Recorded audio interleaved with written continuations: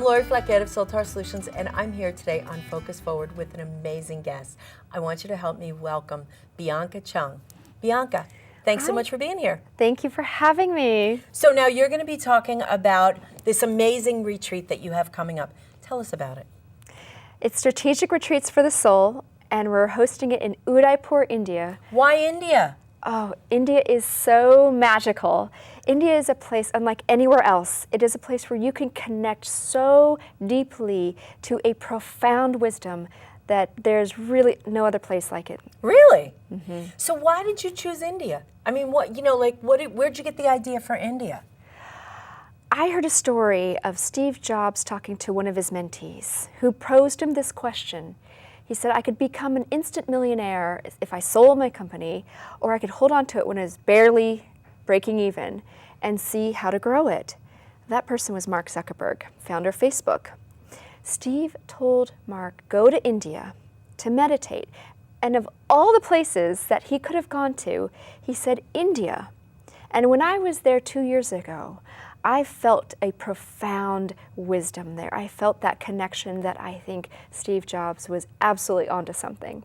Wow, that's great. I would love to go. It sounds amazing. But why did you choose Udiapur of all places? India is really big. Udiapur is beautiful as well. It is like the Venice of the East. The Mewars family, when they founded the city, loved beauty and creation. They built their palaces on artificial lakes because they wanted their palaces to look like they were just emerging out of the water. So when I first saw this picture, I didn't know the story of Udiapur, and I said, why is the palace flooded?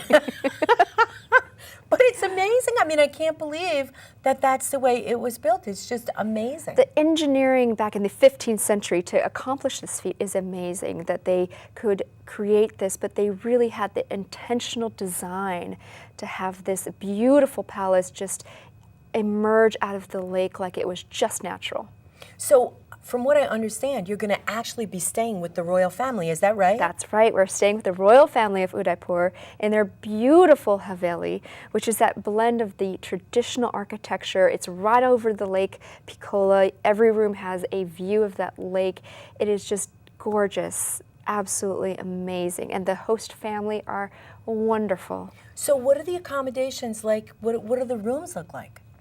The rooms are very clean. They're very decorative in a very traditional sense. So you see a lot of the tapestries of India. You see the like some statues there too. You see they have a very particular, if you see the kind of lattice and wood carving work, everything in India is very heavily carved, intricately hand carved, that it just shows the craftsmanship and the meticulousness to detail in their artwork. It's gorgeous. It is gorgeous. So for the actual workshop, where are you going to be focusing on the workshop? Where is it going to be? We're going to hold the workshop on the rooftop deck, which has this beautiful view of the lake palace there. You see it. Wow. And the Aravalli Mountains in the background, which change color depending on the time of day and what light is hitting it. And that is where we're going to be doing our workshops and having our meals. So tell me about the food. Oh, Lauri, the food is the best Indian food I've ever had in my life there. And it is so fresh, prepared from their organic farm. And they just prepare it with like an old grandma that's had her family, been in the family for generations, serving the food, making the food. And they make it so fresh there. Look at the colors of that food.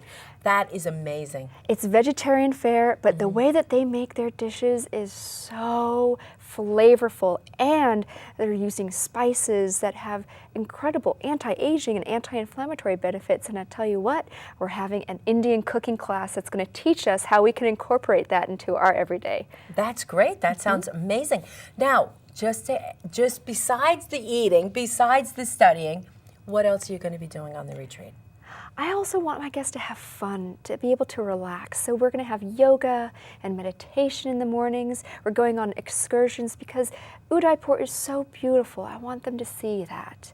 One of the excursions we're going on is to the Leopard sanctuary in Casselberry, which is a private sanctuary, old castle there that has the wildlife around it. You see hyenas, you see peacocks, there's crocodiles in their river, but most importantly, it's the highest concentration of endangered tigers and leopards, unfortunately.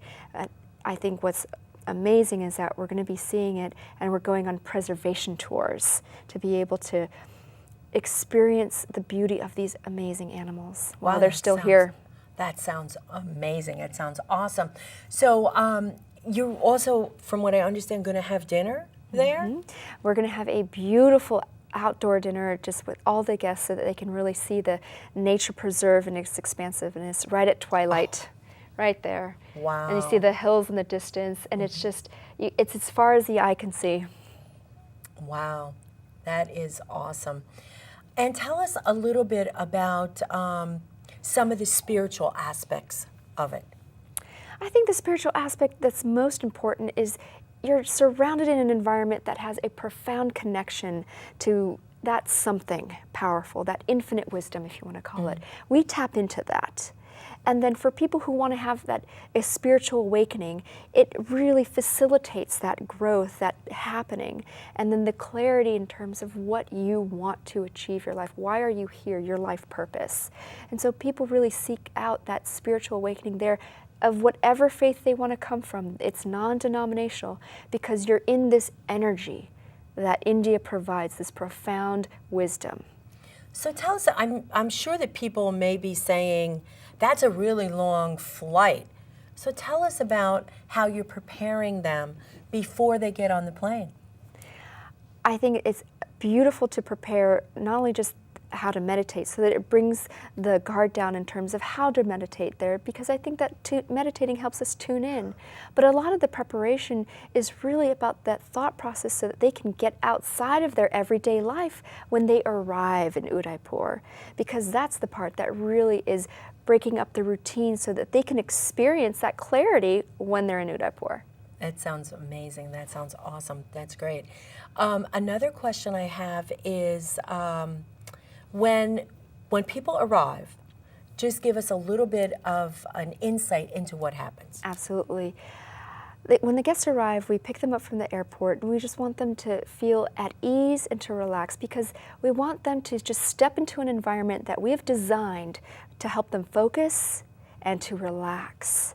And after that, we want to help them connect to that deeper part of themselves and understand what's been holding them back, illuminating their fears, and then teaching them how to transform their fears into fuel that will help them take the next step.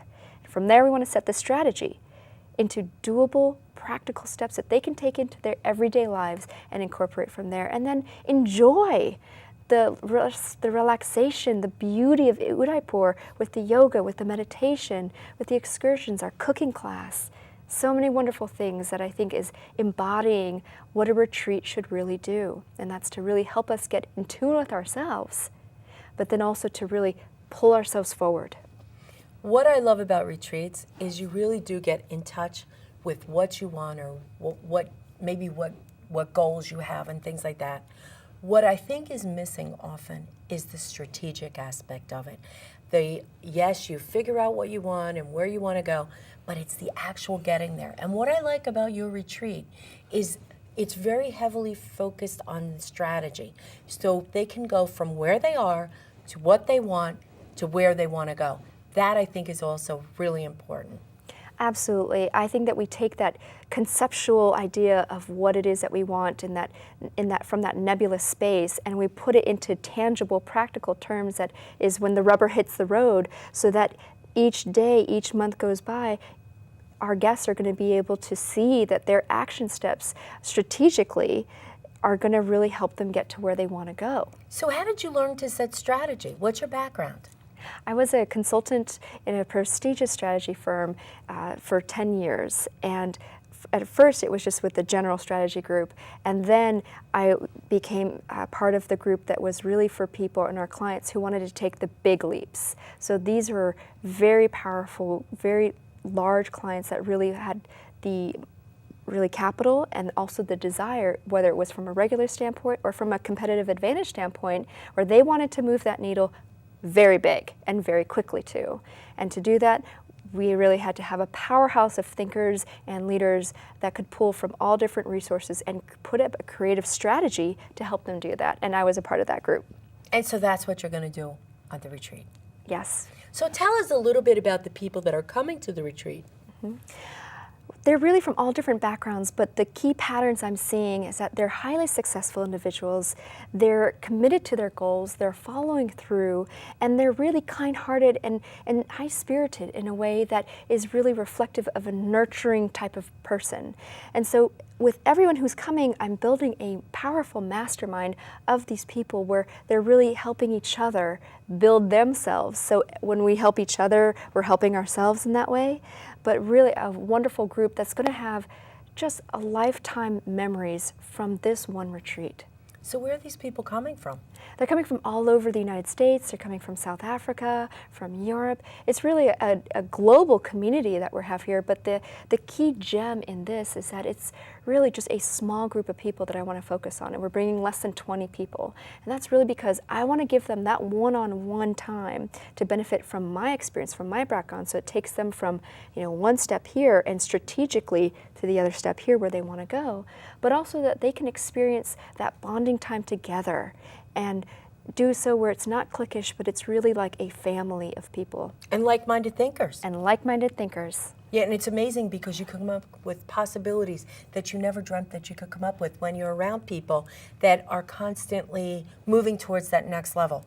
That is just, it's priceless. I think when you have these brilliant minds together, you're really putting people together where they're seeing a perspective that perhaps we may not see ourselves because we're in that picture. And also when we're really exploring the possibilities and creating that momentum of energy to really see what else is out there, I think that's powerful too, and very empowering. Very empowering, very empowering. And the other thing that I was thinking about is I've been on these retreats. You get in at 8 o'clock in the morning, at 7 o'clock you're still working, you go to beautiful locations, gorgeous locations, and you never have any time to experience it. I noticed that one of the things that the retreats I've been to is lacking is downtime. So tell us a little bit about the downtime that you have set up in your retreat. I think downtime is so important, and that's why we have a lot of it in this retreat, because that's where we really help to settle in our ideas and percolate an answer. So we're doing yoga, we're doing meditation, there's walking tours that we can do as well, but also there's excursions that we're going on. And then there's, within the place that we're staying in, the Royal Family's Haveli, there's these beautiful little alcoves scattered throughout their whole palace where you can journal, you can be alone, you have a beautiful view, you have just a surrounding that is so conducive to just you and your thoughts and your feelings. And I think that is important in the process of tuning in and really having that downtime to access that. Exactly. Isn't that beautiful? Overlooking the lake right there. Just a nice little alcove. It feels like it's just your little den. It's beautiful. And what about people's access to you during the retreat? Yes, they absolutely have access to me. That was one of the reasons why I wanted to keep it as a small group. But we're also doing one-on-one strategy sessions towards the end so that I can give them feedback and we can really talk about how they can implement what they want to do on a daily basis and monthly basis so that they can see the results that they want to see. It sounds perfect. It sounds like a life-changing experience. That is absolutely what it's designed for, because I believe that that connection is possible. When you get that connection, that clarity of what you really want to do, and have someone help you with the strategy, it's something that really requires a dialogue, or even better, a group, which is what we're having, to really be able to see the possibilities and then be able to explore that and see it in your everyday life, not just take it from a concept, but really put it into a tangible evidence and understand, yeah, I can do that every day. So when you're talking about the group, who are the best candidates for this type of retreat? I think this is perfect for someone who really wants to get a deeper spiritual connection to themselves. This would be for someone who is in a transition or has big decisions to make. I also think this is going to be perfect for a business owner or an entrepreneur who wants to gain a competitive advantage in their industry. It sounds like it's just what people need, especially entrepreneurs, because their daily life is so busy. They're wearing so many hats. Often they don't have time to focus on strategy. They're too busy in their business doing. This is why it's great to go someplace that's so far away, different culture, different food, different environment, different smells, different sights, to really be able to come closer to yourself. Absolutely. I saw this with business executives. I see this with entrepreneurs. They're so caught up in that everyday cycle because that everyday cycle is quite a lot. But that's why it's so important just to take that small amount of time, 5 days, to go and extract yourself out of that everyday life so that you can connect with yourself and really get clear on what it is that you're doing, why you're doing it, and then set this strategy to where you really want to go. It sounds like it's perfect. Just a quick question. I know that you have a gift for people who go to your website so they can have more information, and also I know you're offering a special gift for them. So tell us about it. Absolutely. So if they go to biancachung.com and go to the retreat page, that's where it has all the information about Udiapur and this retreat. There's a small form just for them to fill out, just so that I can get insight as to where they are and what they want to do with this retreat, the goals that they want to accomplish. And then my gift to them is I'd love to set up a one-on-one strategy call with me to talk about that, to talk about what they want to do and what's been holding them back, and see if this retreat is really going to be that catalyst to send them forward with it. So people go on to your website, they fill out, give you some background information, and then you set up a strategy session with them? That's right. If they go to biancachung.com, go to retreats, fill out just a small form that just gives me insight into context into what is going on in their life, and then we set up a strategy call and talk about this retreat and see if this is really going to help them, which I believe it's going to help many, many people, but it's really that readiness, that willingness and excitement to be in company with such highly successful people who are truly just committed to their goals and to tap into that energy. That's really all it takes. It sounds perfect. It sounds wonderful. Yeah, so I could see entrepreneurs really needing something like this. And also people, a lot of times people are very, they want to tap into their spirituality and they don't know how to do it. It's very hard to do it in our busy lives. Very hard to get back in touch with that. So this is a great way to do it. And there's something so profound about India and that wisdom that we can really tap into. And I have to say that India is not a place you want to go alone. It is so important to go with a group, and a group that's transparent and has an intention. And that's what this Strategic Retreats for the Soul provides our guests, is it provides that intention. It provides pretty much a seamless experience where they just show up, relax, step into the process, and really experience the results that they want to see.